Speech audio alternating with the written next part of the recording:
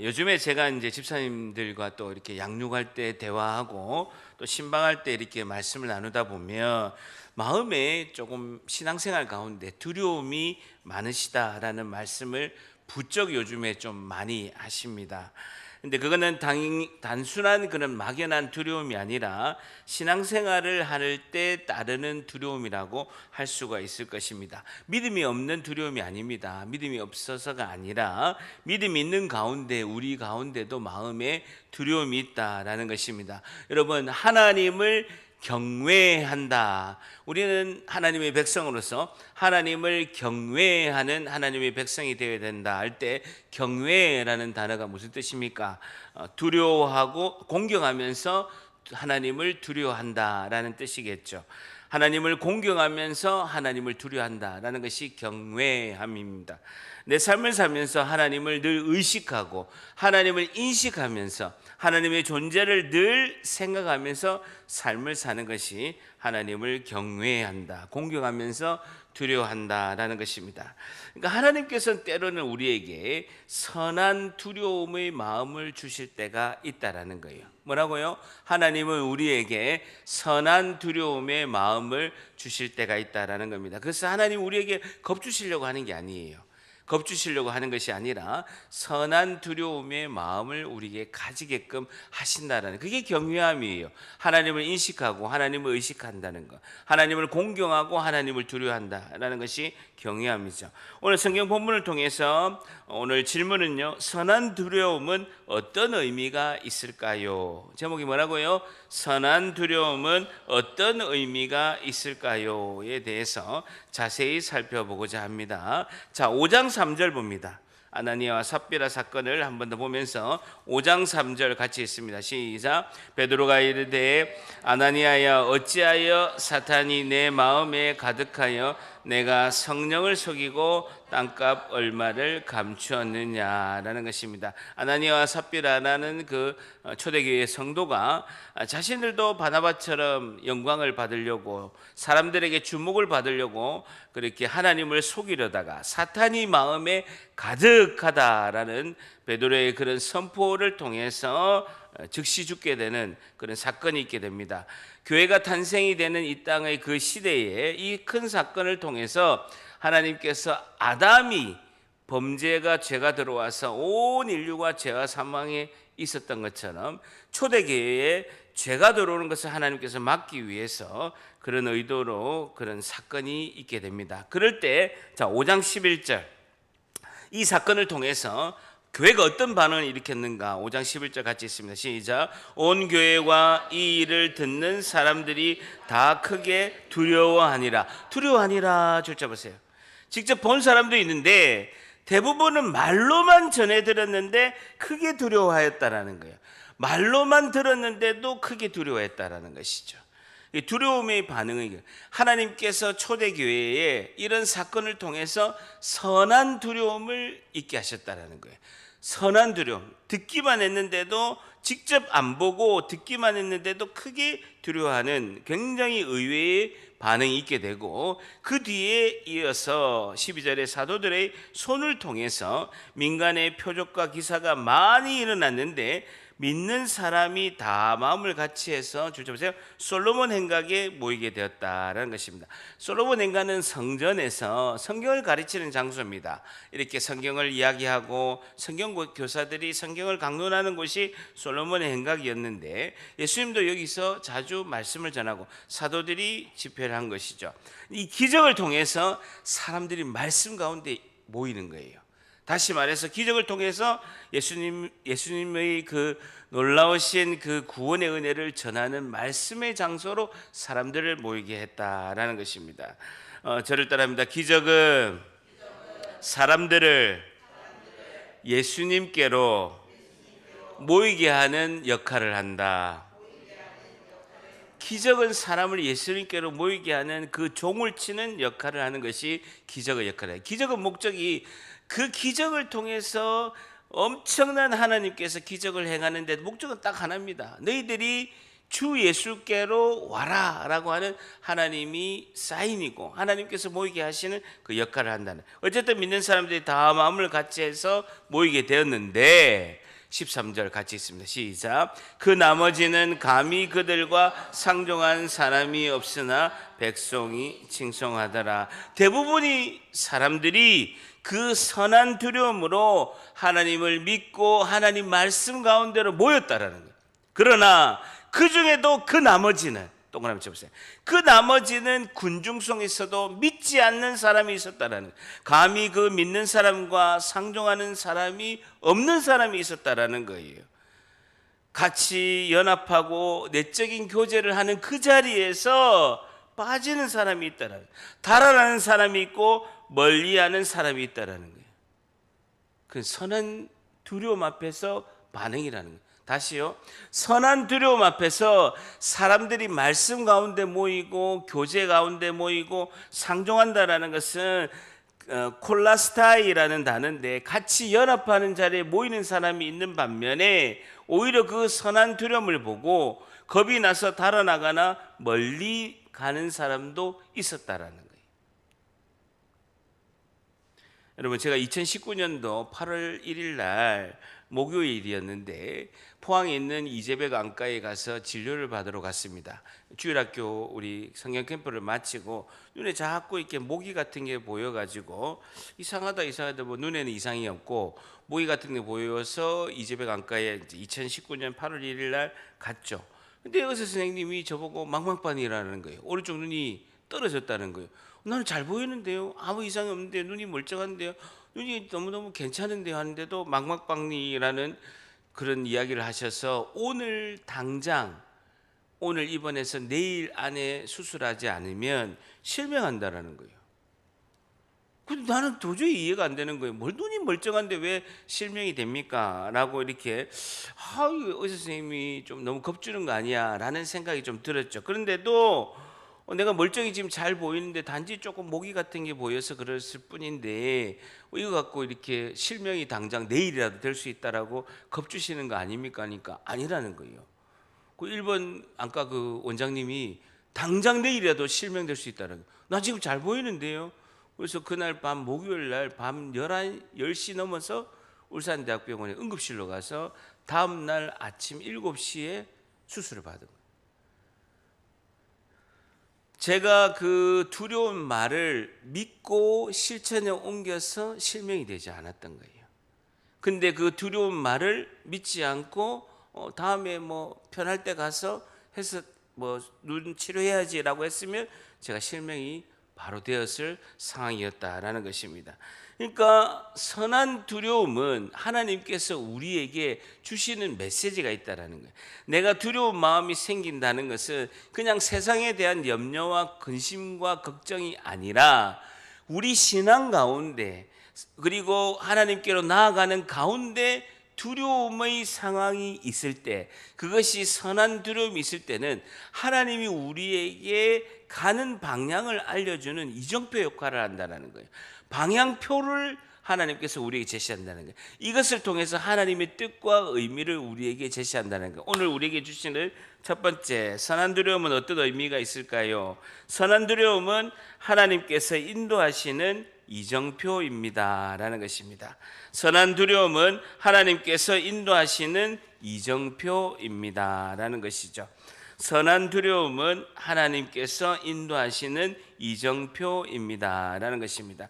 하나님께서 우리에게 일어나는 많은 일들이 예수님을 믿음으로써 일어납니다. 때로는 기적과 이적도 일어나고, 때로는 그 예수님을 믿고 신앙생활하면서 두려움과 고난과 어려움도 오고, 또 기쁨과 기도응답과 기적도 일어나는 여러 가지 것이 일어납니다. 그런데 하나님께서는 기도응답도, 그리고 나에게 일어나는 기적도, 나에게 일어나는 기쁨과 기도응답과 놀라운 은혜도, 때로는 두려움과 고난과 역경도 다 이것이 하나님께서 우리를 인도하시는 이정표와 표지판이라는 거예요.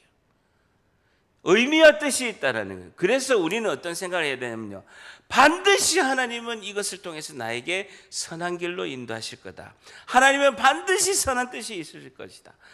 지금은 내가 알지 못하나 하나님은 분명한 나에게 선한 뜻과 선한 인도하심이 있을 것이다. 나를 이렇게 인도하시는 하나님의 뜻이 있을 것이다 라고 반드시 우리가 깨달아야 된다는 것입니다.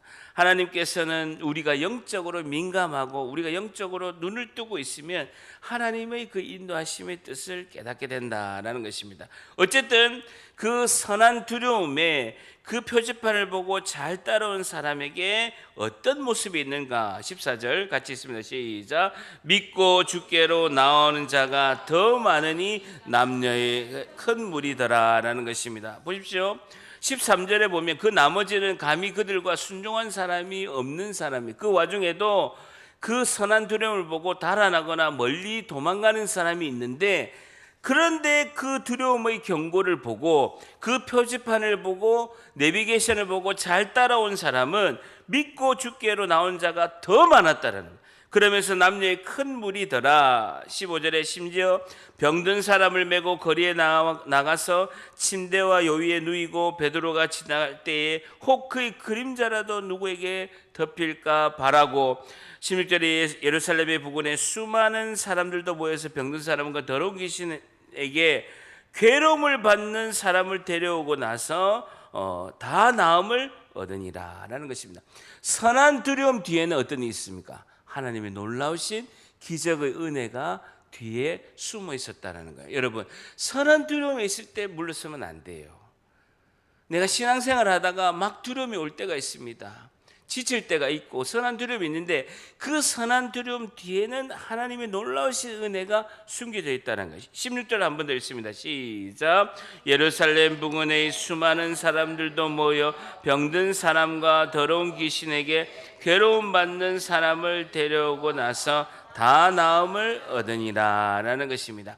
그러니까 하나님의 입장에서는요, 그 놀라운 기적의 역사, 은혜의 역사, 그리고 하나님이 행하시는 그 표적이나 우리에 향한 두려움과 고난이나 다 하나님의 백성을 위하신 하나님의 은총의 수단이라는 거예요. 우리는 복 주시고 기도 응답 받고 내가 막 간절히 바라는 거 딱 이루고 나면 와 은혜고, 그리고 나에게 두려움이 오고 고난이 오고 역경이 오면 이것은 진짜 왜 나에게 이런 것이 올까 하는 원망의 수단이 아니라 이 모든 것은 다 하나님께서 인도하시는 선한 길의 수단인 줄 믿습니다. 다 같이 절 따라합니다. 하나님은 반드시 선한 길로 인도하십니다. 한 번 더. 하나님은 반드시 선한 길로 인도하십니다. 하나님은 우리가 말씀에서 보게 되면, 우리가 전도서에도 보고 다른 말씀에도 보면 복된 길과 고난의 길을 하나님께서 같은 하나님의 통치 수단으로 이끌어 가신다는 거예요. 복도 주시기도 하고 또 고난을 주시기도 하고. 여러분, 자녀가 아무리 예쁘다고 집에서 사고 날까 싶어가지고 밥만 먹이고 집에 가둬서 어디 다칠까 싶어서 집안에만 가둬서 밥만 먹이고 아이를 가둬서 키우면요, 그 아이를 죽이는 것과 마찬가지입니다. 아이가 힘든 학교도 다니고, 그리고 또 이제 장수하게 되면 또 어려운 군대도 가게 되고, 또 이제 대학을 졸업하면 또라이 김부장이 있는 직장도 다니게 하고, 그렇게 하면서 인생의 사막에서 던져져서 강하게 스스로 잘 자라야 그 아이가 온전하게 이 땅의 백성으로서 살아갈 수 있는 것과 똑같은 원리다라는 것입니다. 자, 그러면서 16절 볼까요? 16절 한 번 더 보면 예루살렘 부근에 수많은 사람들도 모여 병든 사람과 더러운 귀신에게 괴로움을 받는 사람들을 데리고 와서 다 나음을 얻으니라. 17절에 보게 되면 대제사장과 앞에 원어에는 있는데 한국어 성경에는 빠져 있는 게 있습니다. 그 단어가 그때라는 단어가 빠졌어요. 17절에 대제사장 앞에 갈로 열고 그때에라는 단어가 있죠. 영어로는 then, 그리고 원어에는 헬라어로 the라는 단어인데, 그때에 제사장과 그와 함께 있는 사람, 즉 사두개인의 당파가 다 마음의 시기가 가득하여 일어나게 됐죠. 그때 교회로 엄청난 사람들이 몰려오고 부흥의 폭발적인 은혜가 있을 때 제사장들, 바리새인들과 사두개인들이 그들이 마음을 합쳐서 시기가 가득하여, 시기 동그라미 쳐보세요. 헬라어로 젤루라는데 우리 영어로 질투를 뭐라고 합니까? 젤러시라고 하죠. 그게 헬라어로 젤루, 분노, 질투가 확 일어나는 거예요. 왜냐하면 그동안은 자신들의 말을 잘 들었던, 종교 권력자들의 말을 잘 들었던 사람들이 사도들에게 다 가서 자기들의 말을 듣지 않으니까 자기 밥그릇을 빼앗기니까 분노가 일어난 것이. 그러면서 자기들이 단합해서 이 종교 권력자들이 밥그릇이 빼앗기게 된다라는 두려움이 있는 거예요. 그러니까 지금 은혜 받은 사람들의 두려움과 이 종교 권력자들이 가진 두려움은 차원이 다른 거예요. 그것은 세상적으로 세상의 것을 빼앗길까 염려가 되는 두려움을 종교 권력자들은 가지고 있고, 이 지금 믿고 있는 사도들과 이 하나님의 백성들의 두려움의 성격은 뭐냐면요, 선한 두려움인데 그것은 하나님이 통치하시고 이끌어 가시는 은혜의 두려움이에요. 좀 어렵죠? 좀 어렵습니다. 자, 어쨌든 두 가지 두려움이 있는데요, 선한 두려움과 선하지 못한 두려움이 있는데, 선하지 못한 두려움은 누가 가지고 있느냐? 종교 권력자들이 가지고 있는 거예요.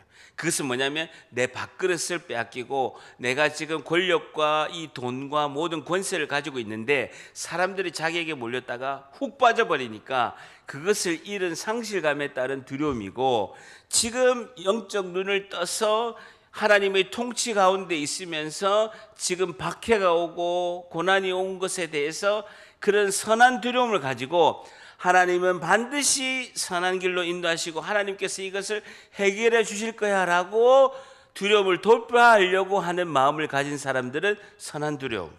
종교 권력자들은 내 밥그릇을 빼앗긴 것에 대한 자신의 그런 선하지 못한 두려움이 양쪽이 지금 교차하고 있는 것이죠. 그 결과 이 사람들이, 권력자들이 18절 같이 했습니다. 시작. 사도들을 잡아다가 옥에 가두게 됩니다. 선하지 못한 그 두려움을 가진 종교 권력자들은 결국은 사도들을 잡아두게 되는 것이죠. 베드로, 요한뿐만 아니라 다른 사도들도 갇히게 됩니다. 자, 그런데 19절 같이 했습니다. 시작. 주의 사자가 밤에 옥문을 열고 끌어내어 이르되라는 것입니다. 주의 사자가, 천사들이 밤에 옥문을 열고 그 안에 갇혀있던 감옥에 있는 사람들을 다 건져냈다라는 것입니다. 우리가 급합니까? 하나님이 급하십니까? 하나님이 급하신 거예요. 하나님이 쉬지도 않고 멈추지도 않고 하나님의 일을 정확하게 하시는 것입니다. 하나님은 하나님의 백성들이 다친 그 고난을 반드시 보고 계시고 알고 계시고, 우리가 그 제자들이, 예수님의 그 제자들이 기도도 하기 전에 천사들을 보내서 감옥에서 빼내는 것을 보고 계시는 것이죠. 여러분, 예수님께서 안식일 날 38년 된 병자를 고쳤을 때 종교 권력자들이 벌떼같이 일어나서 예수님을 공격했습니다. 원인은 뭐냐면요, 왜 안식일 날 사람을 병 고치냐는 거예요. 왜 안식일 날 이 사람의 병자를 고치냐는 거예요. 사람들이 벌떼같이 일어나서 예수님을 공격했습니다. 그때 놀랍게도 예수님께서 그때 뭐라고 하십니까? 요한복음 5장 17절에 예수께서 그들에게 이르시되 내 아버지께서 이제까지 일하시니 나도 일한다. 내 아버지는 안식일에도 일하시기 때문에 나도 일한다라고 이렇게 말씀하신 것입니다. 하나님 아버지는 쉬지도 않으시고 하나님 나라의 일을 하고 계신 거예요. 하나님은 그 하나님 일을 하시면서 우리에게 나도 하니까, 내 아버지가 이제까지 일하시니 나도 일한다 말씀하신 것처럼, 내가 쉬지 않고 너희들을 위해서 하나님 나라를 펼쳐가는 너희들을 위해서, 너희들이 기도하기 전에 벌써부터 천사를 보내서 감옥에서 너희들을 꺼내고 너희를 위해서 일하니까 너희들도 하나님 나라 일을 해라 라고 말씀하시는 겁니다. 다 같이 절 따라합니다. 내 아버지께서 이제까지 일하시니 나도 일한다. 한 번 더. 내 아버지께서 이제까지 일하시니 나도 일한다. 그래서 감옥에 나오자마자 이들이 뭘 했습니까? 산으로 도망을 갔습니까? 강으로 도망을 갔습니까? 아니면 그 감옥에 다시 끌려갈까 싶어서 그들이 피했습니까? 아니에요. 감옥에 나오자마자 하나님 나라의 일을 하는 거예요. 나오자마자 그들이 한 것은요, 하나님 나라 일을 하는 것입니다. 20절 같이 있습니다. 시작. 가서 성전에 가서 이 생명의 말씀을 다 백성에게 말하라 하며. 21절 같이 입니다. 시작. 그들이 듣고 새벽에 성전에 들어가서 가르치더니 그 함께 있는 사람들이 와서 공회와 이스라엘 족속 원로들을 다 모으고 사람을 오게 보는 사도들을 잡아오라 하니라는 것입니다. 가서 성전에 가서 20절에 보게 되면요, 주의 사자가 밤에 옥문을 열어서 끌어내어 이르되, 감옥에서 나와서 너희들이 해방돼서 제일 먼저 하는 것이 그 주의 일을 하라는, 가서 성전에 가서 이 생명의 말씀을 다 백성에게 말하라는 것입니다. 그래서 그들이 듣고 도망간 것이 아니라 새벽에 성전에 들어가서 가르치는 일을 했다는 겁니다. 우리는 하나님 일을 하고 하나님은 우리를 먼저 앞서서 행할 수 있는 그 일 가운데 일을 한다는 것이죠. 마태복음 6장 33절에 그런즉 너희는 먼저 그의 나라와 그의 의를 구하라. 그리하면 이 모든 것을 너희에게 더하시리라 라는 것입니다. 우리가 두려움 가운데 도망가는 것이 아니라 그 자리에서 그 일을 하나님 뜻 가운데 하는 것이 하나님이 가장 기뻐하시는 줄 믿습니다. 저를 따라합니다. 그 자리에서 하나님의 뜻 가운데 하나님의 일을 하자. 다시 한번, 그들이 듣고 새벽에 동그라미 쳐보세요. 새벽에 성전에 들어가서 가르치더니, 그들이 밤에 옥에 나오자마자 새벽에 가서 하나님의 말씀을 성전에서 가르치더니 대제사장과 그와 함께 있는 사람들이 와서 공회와 이스라엘 족속의 원로들을 다 모으고 사람들을 옥에 보내서 사도들을 잡아오라 하는데, 사도들이 있습니까? 감옥에서 다 풀려났는데 부하들이 가서 옥에서 사도들을 보지 못하고 돌아와서 이르되 우리가 보니 옥은 든든히 잠기고 지키는 사람들이 문에 서 있으되 문을 열고 본즉 그 안에 한 사람도 없더이니 하니, 성전 맡은 자와 제사장들이 이 말을 듣고 의혹하여 일이 어찌 될까 하더니 사람이 와서 알리되 보소서 옥에 가두었던 사람이, 줄쳐보세요, 성전에 서서 백성을 가르치다이다 라는 거예요. 하나님이 주신 일을 묵묵히 하는 거예요.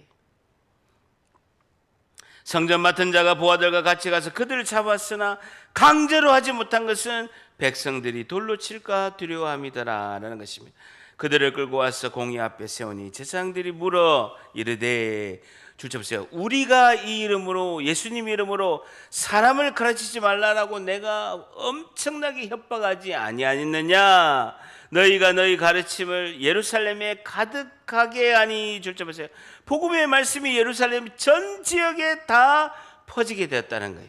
그러면서 이 사람의 피를 우리에게로 돌리고자 함이로다라는 겁니다. 예수님이 죽은 것을 이 대제사장과 사두개인에게 너희들이 뒤집어 씌우려고 하는 것이 아니냐라고 이들이 경고하는 것이죠. 이들에게는요, 선하지 못한 두려움이 감싸고 있는 거예요. 세상에서 쟁취하려고 했던, 세상에서 차지하려고 했던 이것을 가지지 못한 두려움으로 이들이 협박하고 경고하는 것입니다.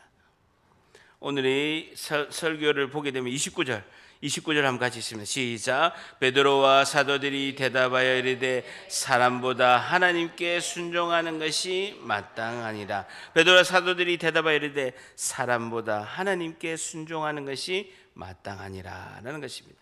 오늘 마지막 결론은요, 선한 두려움은 하나님께 순종함으로 극복하게 됩니다 라는 것이죠. 선한 두려움은 하나님께 순종함으로 극복하게 됩니다 라는 것입니다. 선한 두려움은요, 하나님께 순종할 때 우리가 이겨내고 극복할 수 있는 것입니다. 사람보다 하나님께 순종하는 것이 마땅하니라 라는 것입니다. 저를 따라합니다. 사람보다 하나님께 순종하는 것이 마땅하니라.